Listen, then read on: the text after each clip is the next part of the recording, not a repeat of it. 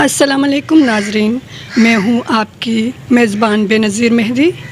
آج کی اس special program میں آپ کو خوش آمدید کرتی ہوں۔ ناظرین، آج کا یہ پروگرام گلگت بلتستان کے حالات حاضرہ کے حوالے سے ہیں اور جو فضا میرے پرامن گلگت بلتستان کی بنی ہوئی ہے اس پر بات کریں گے۔ اس حوالے سے گفتگو کرنے کے لیے موجود ہے چلاس سے نوجوان صحافی محمد طیب اور سکردو سے ابرار راحیل۔ آپ دونوں کا بہت بہت شکریہ۔ تو آج میں سب سے پہلے سکردو سے تعلق رکھنے والے ابرار راحیل میں آپ سے سوال پوچھوں گی۔ جو موجودہ حالات ہیں گلگت بلتستان کی، اس حوالات سے آپ کی کیا رائے ہے؟ بہت شکریہ بے نظیر، آپ نے وقت دیا اور ہمیں مدعو کیا اور ہمارے ہی چینل پر آپ نے ہمیں ہی بلایا۔ تو اس حوالے سے میں یہ کہوں گا کہ گلگت بلتستان ایک پرامن خطہ ہے اور جو فضا اس وقت گلگت بلتستان کی بنی ہوئی ہے، اور چونکہ دشمن کی نظر اس وقت ملک عزیز پاکستان پر لگی ہوئی ہے، اور جب انہیں یہ نظر آیا کہ پاکستان کے حالات ہم کسی طرح سے اس نہج پر نہیں پہنچا سکتے، تو انہوں نے شروعات جو کی وہ گلگت بلتستان سے کی۔ اور چونکہ گلگت بلتستان ایک ایسا علاقہ ہے جو امن کی مثال ہے، پاکستان میں جب بھی امن کی بات ہوگی گلگت بلتستان، اور جو انٹرنیشنل سروے کے مطابق پاکستان کو 10 جو بہترین ٹورزم جگہوں کے لیے منتخب کیا گیا تھا، اس میں پاکستان کا نام آیا، تو اس میں بھی وجہ گلگت بلتستان ہے۔ اور ان دنوں میں آپ دیکھ بھی سکتے ہو کہ گلگت بلتستان میں پچھلے کچھ سالوں سے سیاحت جو ہے وہ عروج پر ہے، جس کی وجہ وہاں کی امن پسندی ہے، وہاں کے لوگوں کا مزاج، وہاں کے لوگوں کا برتاؤ، جو باہر سے لوگ آتے ہیں جو بہترین مزاج ہے ان کا، اسی وجہ سے جو ہے وہ اس علاقے میں لوگ زیادہ سے زیادہ جاتے ہیں۔ تو دشمن کو یہ کھٹک رہا تھا کہ ایک خطہ جو پسماندگی کی نچلی سطح پر ہے، جہاں پر انسان مرتا ہے تو کوئی پوچھنے والا نہیں ہوتا، جہاں کی کوئی خبر بریک نہیں ہوتی۔ شہروں میں ہم دیکھتے ہیں کہ کتے بلیاں مر جاتی ہیں تو اس کی بریکنگ نیوز چلائی جاتی ہیں ٹی وی چینلز پر، لیکن ہمارا خطہ پسماندہ خطہ ہے جہاں کی آواز بلند نہیں ہو رہی تھی۔ آپ کی سوشل میڈیا کا زمانہ ہے تو دنیا آگے جا رہی تھی، گلگت بلتستان بھی آگے جا رہا تھا، تو یہ چیزیں برداشت نہیں ہو رہی تھی، جس کی بنیاد پر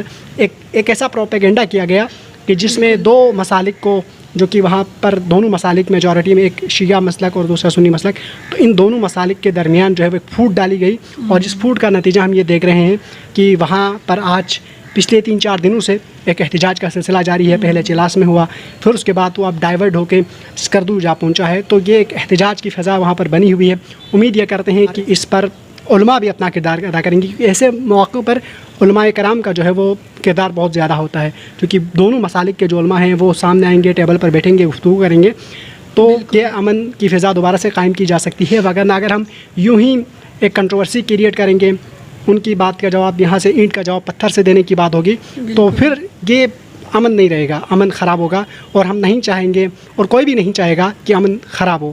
تو اس کے لیے لازم ہے کہ علماء کرام آگے آئیں، ٹیبل پر بیٹھیں، گفتگو کریں اور اس فضا کو ختم کرنے کی کوشش کریں۔ جی بہت شکریہ ابرار حسین۔ تو میں دوسری سوال آپ طیب سے پوچھوں گی جو کہ چلاس سے تعلق رکھتا ہے۔ اس حوالے سے آپ کا کیا خیال ہے طیب، جو گلگت بلتستان میں اس وقت حالات ہو رہی ہے، چل رہی ہے، اس سے آپ کا کیا رائے ہے؟ سب سے پہلے تو بے نظیر مہدی صاحب آپ کا بہت بہت شکریہ کہ آپ نے ہمیں وقت دیا۔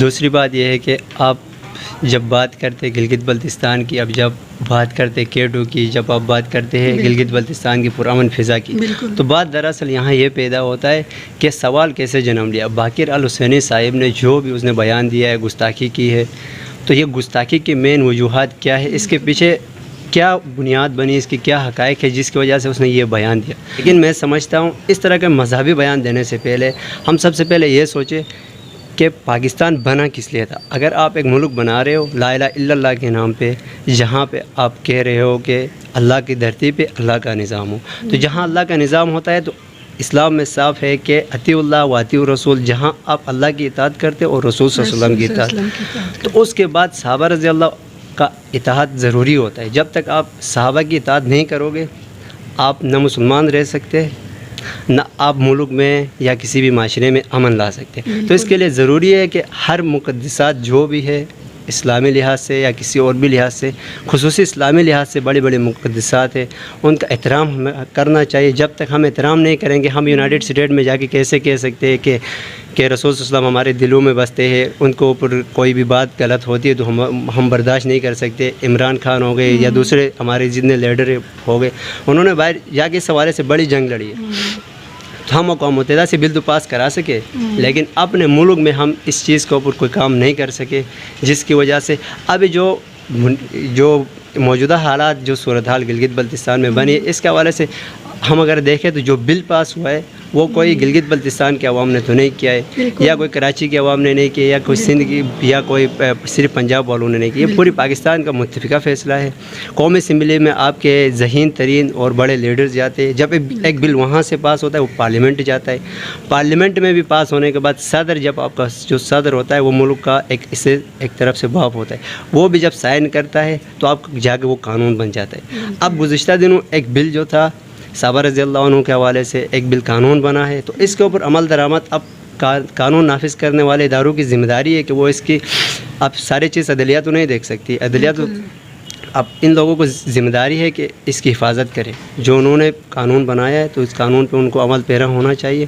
اور گلگت بلتستان کی موجودہ صورتحال اس وقت میں نے سنا ہے کہ انتہائی منتشر ہے، تو اس کے لیے گلگت بلتستان کی پورے عوام کو اور بالخصوص وہاں کے جو لیڈران ہیں ان کو ہر حوالے سے اہم کردار ادا کرنا چاہیے. اگر سیاسی بنیاد پہ دیکھا جائے تو اس وقت صرف گلگت بلتستان میں نہیں، پوری پاکستان میں، کراچی ہو، پنجاب ہو، جہاں بھی ہو، ہر انٹرفینس بہت زیادہ ہے ہر قسم کے طریقے سے. کہیں سائفر کی کہانی ہوتی ہے تو کہیں کسی اور چیز کی، کہیں عدم اعتماد آتا ہے تو کہیں کیا آتا ہے. میں تقریباً 2016-17 میں گلگت بلتستان میں ادھر گلگت مین سینٹر میں کالج میں تھا. وہاں شیعہ سنی ایک تصادم ہو گیا تھا کہ یوم حسین منایا جا رہا تھا، اس حوالے سے کوئی کالج میں پروگرام ہوا تو وہاں کوئی تصادم ہو. اس تصادم کے دوران ہمارے 4 دن تو کالج بند رہی.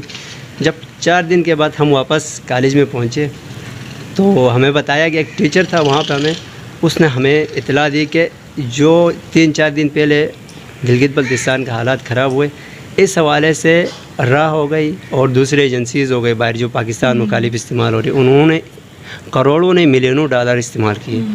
تو ہمیں اس سب حوالے سے سوچنا چاہیے، ہمارے بڑوں کو بھی سوچنا چاہیے. اور گلگت بلتستان کا جو امن ہے اس وقت، یہ اگر ہم سیاسی بنیاد پہ دیکھیں تو گیامن کو یہ پہلی دفعہ نمائندگی ملی ہے پوری گلگت بلتستان میں، اور یہ ان کے اوپر سوالیہ نشان بھی بنے گا کہ وہ گلگت بلتستان کا امن کو برقرار رکھنے کے لیے کتنا اہم کردار ادا کر رہے ہیں. اور سب سے بنیادی چیز جو ہے وہ گلگت بلتستان کا امن ہے. اور یہ دیامن والوں کو پہلی دفعہ موقع ملا ہے، تو اگر پہلی دفعہ وہ ناکام ہو جاتے تو یہ ان کے اوپر بھی سوالیہ نشان بنے گا، اور یہ آنے والا وقتوں میں ان کے لیے سیاسی بنیاد پہ بہت مہنگا بھی پڑے. خصوصی اگر وزیر داخلہ ہے شمس لون، اس کے حوالے سے یہ اس کے اوپر بھی سوالیہ نشان ہے، کیونکہ جو بھی بات ہوتی ہے تو یہ اس کے اوپر آتا ہے، کیونکہ باہر سے انٹرفیرنس نہیں ہو تو ایسی قسم کی آج تک گزشتہ 5-6 سالوں سے نہیں ہوئی، اچانک سے یہ بیان سامنے آتا ہے. اور باقر الحسینی صاحب سے میں یہی ریکویسٹ کروں گا آپ کی توسط سے کہ وہ اپنی باتوں پہ نظر ثانی کرے اور خود ہی معذرت کر لے، تاکہ گلگت بلتستان کا امن خراب نہ ہو اور عوام منتشر ہونے سے اور عوام باہمی رابطے اور آپس میں جڑی رہے. تھینک یو سو مچ طیب. تو میں یہ کہنا چاہوں گی آپ دونوں سے کہ موجودہ صورتحال کے ساتھ جو سڑک بند کرتے ہیں یا روڈ بند کرتے ہیں یا کاروباری ادارے بند کرتے ہیں، ان کا کیا تعلق ہے؟ جو بند کرتے ہیں موجودہ صورتحال کے ساتھ جو کاروباری ادارے ہیں، ان کا کیا تعلق ہے؟ ابرار، آپ ذرا ہمیں اس حوالے سے بتا دیں گے. گلگت بلتستان کی جب بھی ہم بات کرتے ہیں تو گلگت بلتستان ایک خوبصورت خطہ ہے، بالکل، نہ صرف امن کے لحاظ سے بلکہ نیچرل ریسورسز بھی، جیسے طیب نے بات کی، کیٹو کی جب بات کرتے ہیں، دیوسائی کی جب ہم بات کرتے ہیں، یا دنیا کے جو 5 بڑے پہاڑ ہیں وہ بھی گلگت بلتستان میں واقع ہیں. تو اس حوالے سے گلگت بلتستان کی پر پوری دنیا کی نظریں ہیں. اور جیسے کہ طیب نے کہا، میں اس کی بات سے ایگری کرتا ہوں، سوائے ایک بات کے کہ قومی اسمبلی میں ہمارے گنے چنے لوگ ہوتے ہیں جو وہ قانون پاس کرتے ہیں وہ ٹھیک پاس کرتے ہیں، اس پر میں اکتفا نہیں کرتا. دیکھیے قومی اسمبلی ابھی ویسے کنٹروورسی بنی ہوئی ہے، ہم یہ نہیں کہہ سکتے کہ وہاں پر جتنے بھی لوگ ہیں وہ جو ہے یعنی ایک اعلیٰ ذہانت رکھنے والے لوگ ہیں. پاکستان میں آپ کو جیل سے جو ہے بیل جس کو ملی ہے وہ پرائم منسٹر بن سکتا ہے، جبکہ جس کے اوپر FIR ہو وہ سرکاری جاب کے لیے اپلائی نہیں کر سکتا. تو یہ پاکستان کا قانون ہے، اندھا قانون ہے. یہاں پر ایک بندے کو اس طرح کی صورت حال ہے تو دوسری طرف یہ ہے یعنی حکومت پر کون ہوتا ہے؟ چور لٹیرے ہی حکومت کر رہے ہوتے ہیں.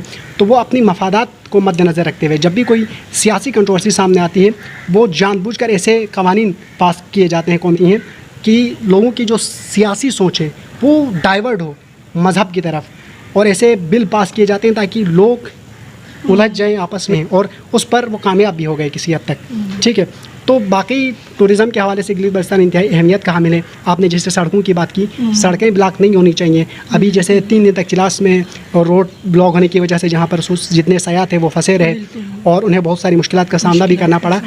اور اسی ایک ایسے سیزن پر دیکھیں جس ٹائم پر ہم احتجاج کر رہے ہیں وہ وقت کیا ہے, ٹورزم اس وقت پیک پر ہے گلگت بلتستان میں, اور جون جولائی اگست کا یہ وہ مہینے ہوتے ہیں جن میں سیاح بہت زیادہ جاتے ہیں. اور ہماری ابھی جو اسٹرکچر ہمارا بنا ہوا ہے وہ ٹورزم کا اسٹرکچر ہے. وہاں پر لوگ جو ارننگ کر رہے ہیں ان کی معیشت جو بنی ہوئی ہے وہ ٹوٹلی گلگت بلتستان کی کاروبار جو بنا ہوا ان کا سیاحت ہے. سیاحت سے زیادہ تر لوگ کما رہے ہیں. اگر ہم یہی روش برقرار رکھیں, احتجاجی روش برقرار رکھیں گے تو کیا ہوگا؟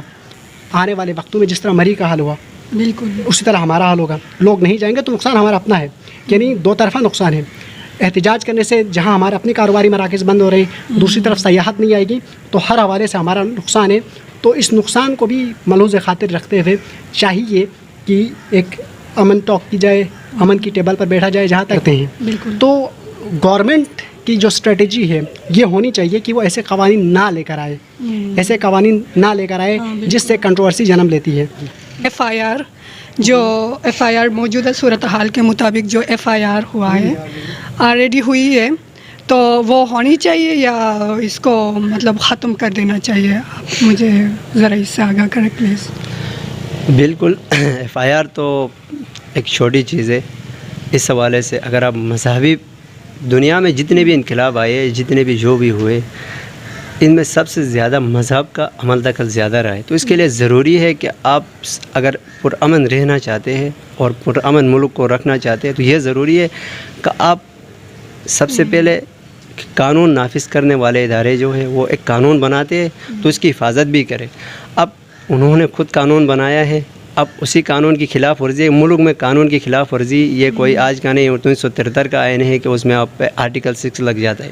تو اب آرٹیکل 6 کے مرتکب اب قانون نافذ کرنے والا ادارے خود ہو, 3 دن تک ایف آئی آر درج نہیں ہو, تو احتجاج تو ہر عام شہری کا جو بیسک رائٹس ہوتے ہیں, یہ بیسک رائٹس ہے اس کے وہ احتجاج کر سکتے ہیں. اور احتجاج بندہ کہاں کر سکتا ہے؟ گھر کے اندر تو نہیں کر سکتا. اب سوشل میڈیا پہ صرف احتجاج کرتے تو بندہ نہیں بیٹھ سکتا ہے.